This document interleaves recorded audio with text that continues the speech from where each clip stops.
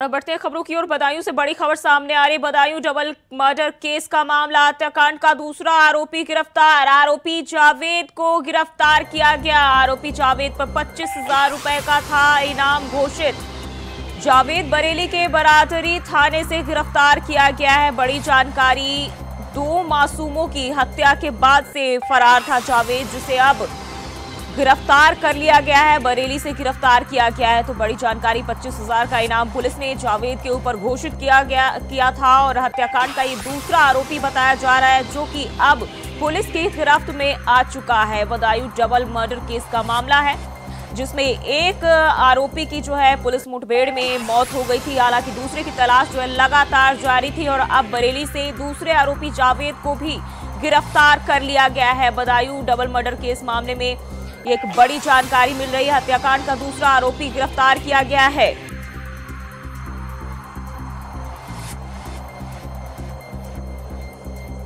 दो मासूमों की हत्या के बाद से फरार था, जिसके बाद पुलिस ने 25,000 का इनाम घोषित किया था। लगाई है। जनपद में लगातार प्रयास करें उसको पकड़ने के लिए, इंक्लूडिंग जो एसओजी की टीम है वो भी उसमें काम कर रही है और उसके जितने भी नाते रिश्तेदार हैं सब जगह तलाश की जा रही है उसकी, और सारे प्रयास इस बात के लिए किए जा रहे हैं कि हम उसकी गिरफ्तारी जल्द से जल्द कर लें। जी हां, उसके ऊपर 25,000 रुपए का इनाम उसकी गिरफ्तारी के लिए घोषित किया गया है। जो पोस्टमार्टम रिपोर्ट हम लोग को प्राप्त हुई है उसके हिसाब से जो बड़ा बच्चा है आयुष, उसके ऊपर 14 घाव हैं, इंसाइज्ड वुंड्स हैं, धारदार हथियार से किए गए हैं, और जो हमने हथियार बरामद किया है मर्डर वेपन वो उससे मैच करता है, मेल खाता है। और जो दूसरा बच्चा है अहान, उसके ऊपर 2 चोटें हैं, वो भी इंसाइज्ड वुंड हैं। एक गर्दन पे चोट है, एक चेहरे पे चोट है। बड़े बच्चे के भी हाथों में भी चोट है। तो इस प्रकार और सारे वुंड्स इंसाइज्ड वुंड हैं। और जो कॉज ऑफ डेथ है वो shock and haemorrhage because of antemortem injuries, ये डॉक्टर के द्वारा बताया गया। वहीं जावेद की गिरफ्तारी से पहले उसका एक वीडियो भी वायरल हो रहा है, जिसमें वह खुद को निर्दोष बताता हुआ नजर आ रहा है। वहीं दूसरी तरफ कुछ लोग उससे पूछताछ करते हुए नजर आ रहे हैं। हालांकि इंडिया वॉइस इस वीडियो की सत्यता की पुष्टि नहीं करता है।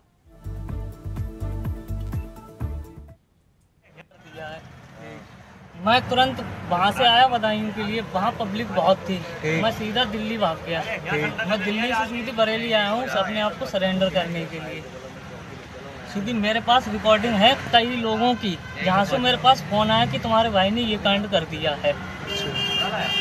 नहीं ऐसा है। मैं गाँव में मैं एक बात बताऊँ, सुनो मेरी फोन अभी ऑफ मैंने कर रखा है। बात सुनो तुम।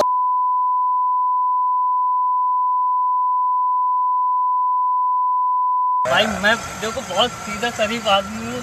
देखो एक का तो एनकाउंटर हो चुका है। हाँ भाई, मैं वो कौन था जिसका मेरा बड़ा भाई था, लेकिन उसने किया था। मैं उसमें बिल्कुल ही मेरा कुछ नहीं है। मेरा नाम जावेद है ना। मेरा नाम क्या नाम है तुम्हारा? मोहम्मद जावेद। मोहम्मद जावेद। जिला कौन सा तुम्हारा? बदायूं जिला। ठीक है। तो ये आपने सुना कि किस तरह से जो है ये दूसरा आरोपी है जिसका वीडियो वायरल हो रहा है और उसने साफ तौर पर खुद को मामले में निर्दोष बताया है।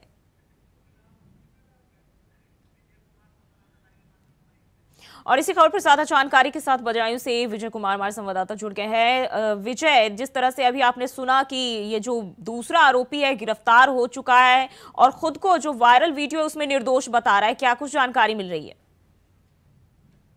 सर, ये जो जावेद था वो बरेली नाटकीय ढंग से बरेली पहुंच गया था। बरेली एक ऑटो से बैठ करके इसने वीडियो जो है, कुछ लोगों ने इसका वीडियो शूट किया था। वीडियो बैठने से लेकर के पूरी बात तक का एक वीडियो जो है वायरल हुआ था।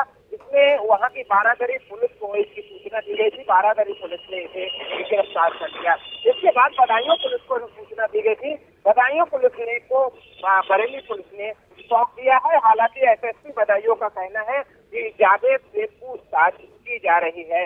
हालांकि पूरी वीडियो में जावेद अपने आप को निर्दोष साबित करने में लगा है और उसने बताया कि मैं घटना स्थल में जो घटनाक्रम था उस घटनाक्रम में मैं शामिल नहीं था और मैं पूर्ण रूप से निर्दोष हूँ। मेरे परिजनों से, जो परिवार है जिनके बच्चों की हत्या हुई है, उनका साथ मेरा बहुत पुराना ताल्लुका था, अच्छे संबंध थे और हत्या किस कारण से हुई है ये मैं खुद भी नहीं जानता। जी विजय, बात करें आरोपी की तो अब जो है वो गिरफ्तार हो चुका है, लेकिन क्या ये इसको लेकर कोई जानकारी मिल रही है कि कहाँ जो है अभी फिलहाल उसे पुलिस ने रखा है? क्या पूछताछ शुरू की गई है अब तक या नहीं? देखिए, ऐसे बदायूं का कहना है कि वो बदायूं पुलिस की गिरफ्त में है और बदायूं पुलिस उससे पूछताछ कर रही है। हालांकि कुछ देर पहले बरेली पुलिस ने इसे सौंपा है, बहुत जल्द ये बदायूं पहुंचेगा। हालांकि पुलिस इस मामले की पूछताछ कर रही है। जी विजय, बने रहिए हमारे साथ, अगली खबर पे भी आपका रुख करेंगे। और बदायूं से एक और बड़ी खबर सामने आ रही है। 48 घंटे के अंदर एक और हत्या का मामला। तो बड़ी जानकारी बदायूं से, 48 घंटे के अंदर एक और हत्या का मामला सामने आया है। बड़े भाई ने छोटे भाई की फावड़े से काट कर की हत्या। आपसी कहासुनी में विवाद के बाद हत्या के बाद इलाके में मचा हड़कंप। तो बड़ी जानकारी, 48 घंटे के भीतर ये दूसरी हत्या की वारदात को अंजाम दिया गया है। बदायूं का ये मामला बताया जा रहा है, जहां एक बार फिर से हत्या की घटना जो है वो सामने आई है। हत्या के बाद से इलाके में हड़कंप मचा है। पुलिस पूरे मामले की जांच पड़ताल कर रही है। तो बड़ी जानकारी, आपसी कहासुनी बताई जा रही है और इसके बाद जो है हत्या कर दी गई। तो बड़े भाई ने छोटे भाई की फावड़े से काट कर हत्या कर दी है। और विजय लगातार हमारे साथ बने हुए। विजय, 48 घंटे के अंदर ये दूसरी हत्या की वारदात सामने आई है, क्या जानकारी है? देखिए, आपको बता दें कि बदायूं जनपद के हजरतपुर थाना क्षेत्र के नगरिया खनू में कल शाम दो भाइयों में किसी मामूली कहासुनी को लेकर के विवाद हुआ था। इसके बाद बताया जाता है कि एक भाई ये शराब के आदी थे और नशे में देर रात्रि फावड़े से काट करके जो है हत्या कर दी है। अब उसकी जो सब सुबह परिजनों को चारपाई पे ही मिला था। हालांकि देखिए, नगरिया खनू का पप्पू नाम का व्यक्ति था जिसकी हत्या कर दी गई है और इसका जो है सब चारपाई पे फावड़े से कटा हुआ मिला है। जी, और पुलिस प्रशासन क्या कार्रवाई कर चुकी है अभी तक? क्योंकि ये दूसरी बड़ी घटना है जब एक साथ 48 घंटे के अंदर दो घटनाओं को अंजाम दिया जाता है, हत्या जैसी वारदात को अंजाम दिया जाता है। बिल्कुल, लेकिन पुलिस पर तो ये सवाल उठते हैं कि अगर 48 घंटे के अंदर एक दूसरी बड़ी घटना जो है बदायूं में हो जाती है तो इसको लेकर के पुलिस पर तो सवाल उठ रहे हैं। हालांकि पुलिस ने पहुंचकर सबको कब्जे में लेकर पोस्टमार्टम के लिए भेज दिया है और जो भाई हत्या के बाद फरार है उसकी भी पुलिस तलाश में जुटी हुई है। जी विजय, अगर बात करें तो अभी आसपास के इलाकों में कैसा माहौल देखा जा रहा है? क्योंकि दो इतनी बड़ी वारदात हो जाती है तो कहीं ना कहीं हड़कंप का माहौल हो जाता है और पुलिस का खौफ जो है बदमाशों में साफ तौर पर दिखाई नहीं दे रहा।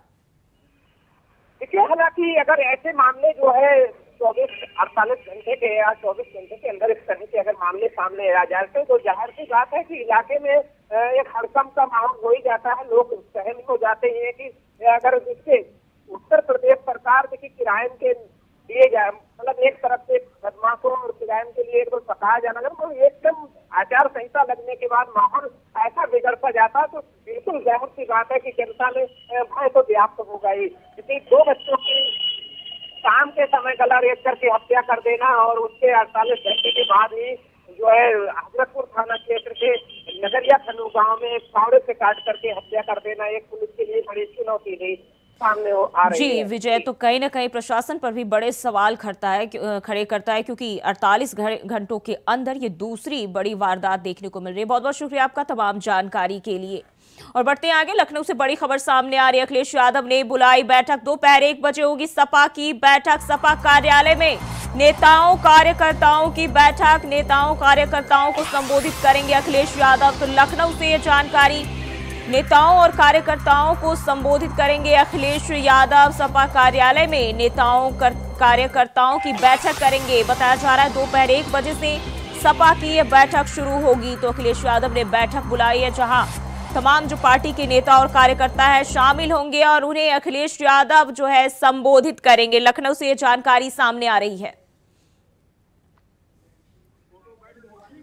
तो अखिलेश यादव ने बैठक बुलाई है और दोपहर 1 बजे से जो है ये बैठक शुरू होगी और बताया जा रहा है कि अखिलेश यादव इस दौरान सपा के सभी नेताओं और कार्यकर्ताओं को संबोधित करेंगे, बातचीत करेंगे।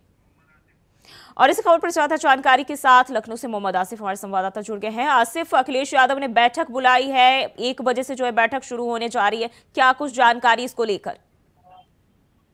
जी बिल्कुल जूही बता दूं कि समाजवादी पार्टी प्रमुख अखिलेश यादव लोकसभा चुनाव को लेकर काफी एक्टिव नजर आ रहे हैं और हर रोज पार्टी कार्यकर्ताओं और पदाधिकारियों के साथ मंथन किया जा रहा है, क्योंकि अभी तक समाजवादी पार्टी ने जो 63 सीटें मिली हैं इंडिया गठबंधन में 44 सीटों पर अपने प्रत्याशी घोषित कर दिए हैं। शेष अन्य 19 सीटों पर जल्द ही मंथन के बाद प्रत्याशी घोषित कर दिए जाएंगे। कल ही अभी समाजवादी पार्टी की 6 प्रत्याशियों की सूची आई, जिसमें नोएडा के प्रत्याशी को हटा दिया गया है। उनके स्थान पर अब दूसरा प्रत्याशी चुनाव लड़ेगा। तो कुल मिलाकर यह कहा जा सकता है कि जिस तरह से सपा प्रमुख अखिलेश यादव को जहां एक तरफ बसपा सुप्रीमो मायावती के जो है मुस्लिम फैक्टर से सामना करना पड़ रहा है, वहीं राष्ट्रवाद को लेकर बीजेपी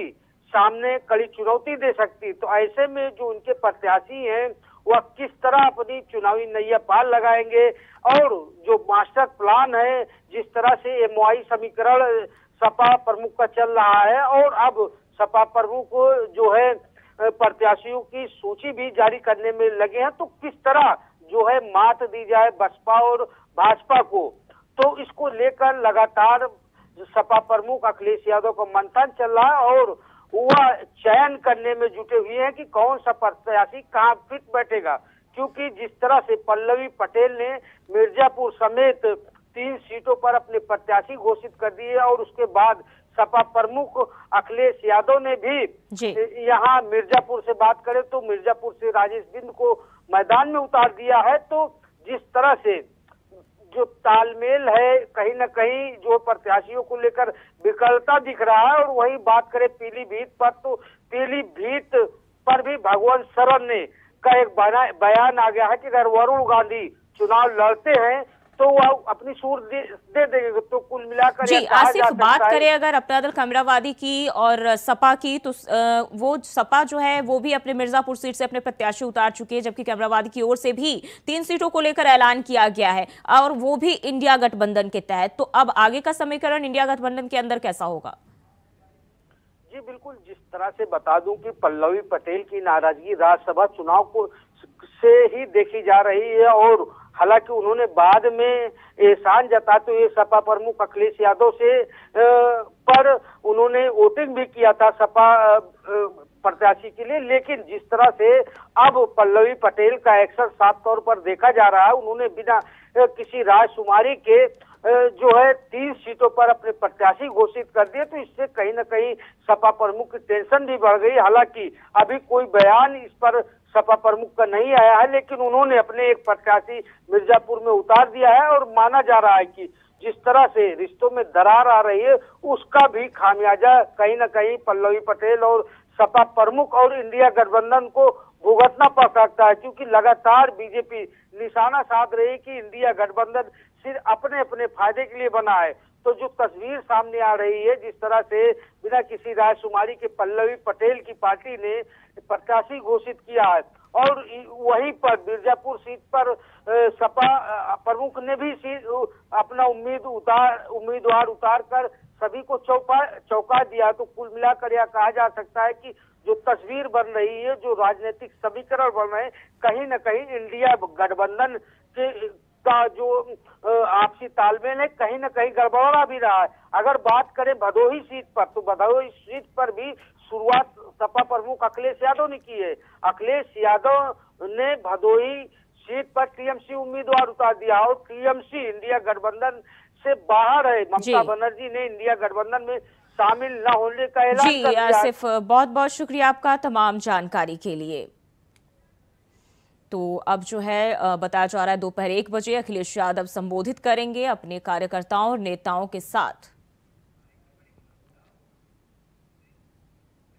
और वहीं रांची से एक और बड़ी जानकारी सामने आ रही है। एसआई मीरा सिंह और करीबियों पर ईडी की रेड। कांग्रेस प्रदेश सचिव लाल मोहितनाथ शाहदेव पर भी ईडी की कार्रवाई। तुपुदाना स्थित आवास पर ईडी की टीम पहुंची। तुपुदाना थाना प्रभारी है मीरा सिंह। भूमाफिया से सांठ-गांठ की मिली शिकायतें। छापेमारी के दौरान अभी तक 10 से 15 लाख रुपए भी बरामद। तो बड़ी जानकारी। एसआई मीरा सिंह और करीबियों पर ईडी की रेड लगातार जारी है। वहीं इस छापेमारी के दौरान 10 से 15 लाख भी बरामद हुए हैं। बड़ी जानकारी, भू माफिया से सांठगांठ की शिकायतें भी मिली है।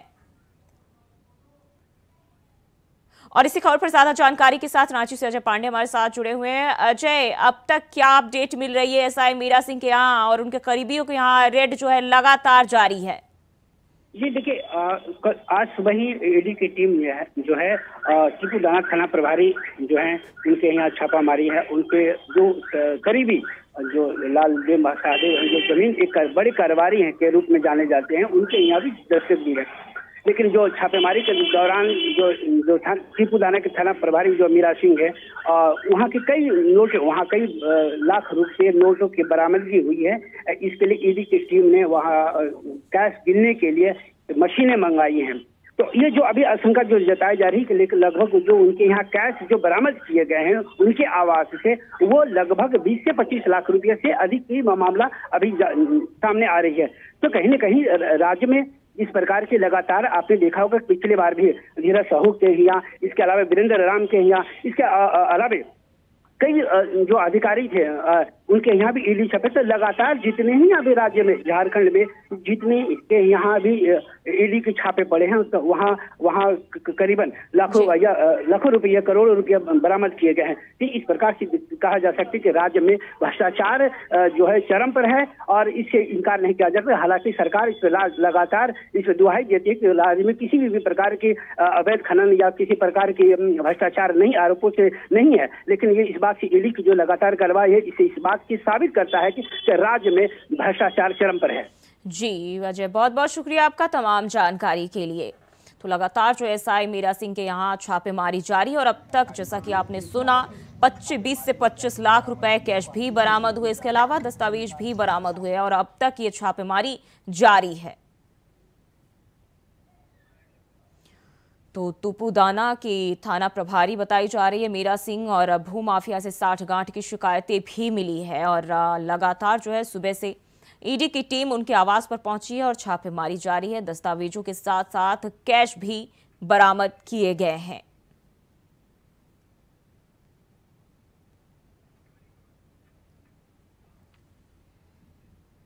और एक और बड़ी जानकारी सामने आ रही है। राहुल सोनिया खड़गे की प्रेस कॉन्फ्रेंस, लोकतंत्र के लिए निष्पक्ष चुनाव जरूरी। खड़गे ने कहा है दलों के पास समान संसाधन भी जरूरी है। चुनावी बॉन्ड पर देश की छवि खराब हुई है। ईडी, सीबीआई, आईबी पर नियंत्रण ना हो, खड़गे की ओर से ये बयान सामने आया है। प्रेस कॉन्फ्रेंस में मल्लिकार्जुन खड़गे ने ये बयान दिया है जिसमें उन्होंने कहा कि ईडी, सीबीआई, आईबी पर नियंत्रण ना होने चाहिए। चुनावी बॉन्ड पर देश की छवि जो है वो खराब हुई है। कांग्रेस का बैंक अकाउंट फ्रीज किया गया। अकाउंट फ्रीज करना खतरनाक खेल, सत्ताधारी खतरनाक खेल कर रहे हैं।